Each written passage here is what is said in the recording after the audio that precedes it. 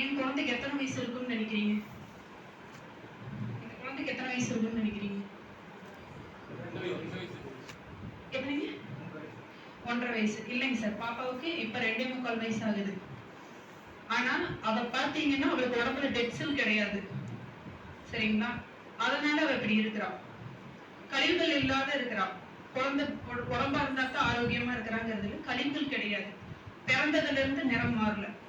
நான் இதே ஸ்டேஜ்ல எல்லா பக்கம் பேசிட்டே தான் இருக்கிறேன். எங்க கூட டிராவல் பண்றவங்களுக்கு எல்லாத்துக்குமே தெரியும். இன்னைக்கு பிறந்த குழந்தையில இருந்து நம்ம கொடுக்கலாம். எங்க பாப்பா பிரச்சனையெல்லாம் எதுவும் இல்லை. என்னன்னா இம்யூனிட்டி பவர் ஜாஸ்தியா இருக்கு.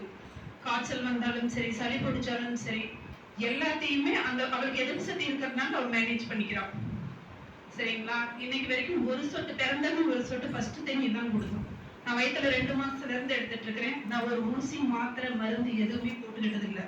இவளுக்கு இன்னும் அம்மாசி தடுப்பூசி எதுவுமே போட்டுக்கிட்டது இல்லை. யாருமே அப்படி சொல்ல மாட்டாங்க. நீ நானே சொல்றேன் அப்படின்னா இன்னைக்கு வரைக்கும் ஹாஸ்பிட்டல் பார்த்து இந்த குழந்தைய எடுத்துட்டு போனது இல்லை. இது உண்மை. ஃபீவர் வந்துச்சுனாலும் அல்காக்ளோ தேனி இதெல்லாம் கொடுக்கும்போது கொஞ்சம் கூட குழந்தை நடுங்கிறது கிடையாது இன்னைக்கு வரைக்கும். அந்த மாதிரிதான் இருக்கா. என்ன அப்படின்னா இம்யூனிட்டி ஜாஸ்தியா இருக்கு, அவ்வளவுதான். அவனால மேனேஜ் பண்ணிக்க முடியும். எவ்வளவு ஃபீவரா இருந்தாலும் எதா இருந்தாலும் மேனேஜ் பண்ணிக்க முடியும். இது நம்ம நோய் இருக்கிறவங்க எடுத்துக்கணும்னு இல்லை சார். அதான் நல்லா புரியுற மாதிரி சொன்னார். யார் வேணாலும் எடுத்துக்கலாம். உடம்ப காயகல்பம் பண்றவங்க எடுத்துக்கலாம், யார் வேணாலும் எடுத்துக்கலாம். இது ஒரு அனுபவமா எடுத்துக்கிட்டு நீங்களும் எடுத்துக்கணும்னு நான் நினைக்கிறேன். எனக்கு ஏன் மூச்சு வாங்குது அப்படின்னா இப்ப நான் கன்சியூமர் இருக்கிறதுனால எனக்கு அப்படி மூச்சு வாங்குது.